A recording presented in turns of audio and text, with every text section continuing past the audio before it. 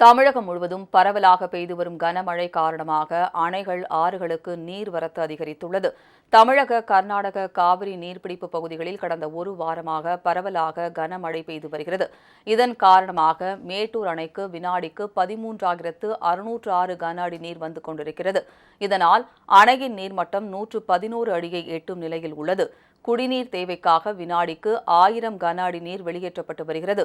June 12ஆம் தேதி பாசனத்திற்காக தண்ணீர் திறந்துவிடப்பட உள்ள நிலையில் நீர்மட்டம் உயர்ந்து வருவதால் விவசாயிகள் மகிழ்ச்சியடைந்துள்ளனர். இதனிடையே கர்நாடக நீர்பிடிப்பு பகுதிகளில் பெய்து வரும் மழையால் ஓசூர், கெலவரப்பள்ளி அணைக்கு நீர்வரத்து அதிகரித்த வண்ணம் உள்ளது. வரும் நீர் அப்படியே தென்பெண்ணை ஆற்றில் தண்ணீர் திறந்துவிடப்படுவதால் ஆற்றங்கரையோர மக்களுக்கு வெள்ள ஆபத்து எச்சரிக்கை விடுக்கப்பட்டுள்ளது. வெளியேறும் தண்ணீர் ரசாயன நுரை பொங்கியவாறு வரும் நிலையில் அதிகாரிகள் உரிய நடவடிக்கை எடுக்க வேண்டும் என விவசாயிகள் வலியுறுத்தியுள்ளனர்.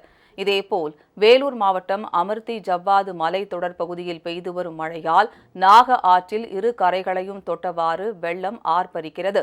இதனால் ஆற்றில் இறங்கவோ கடக்கவோ வேண்டாம் என கரையோர மக்களுக்கு எச்சரிக்கை விடுக்கப்பட்டுள்ளது.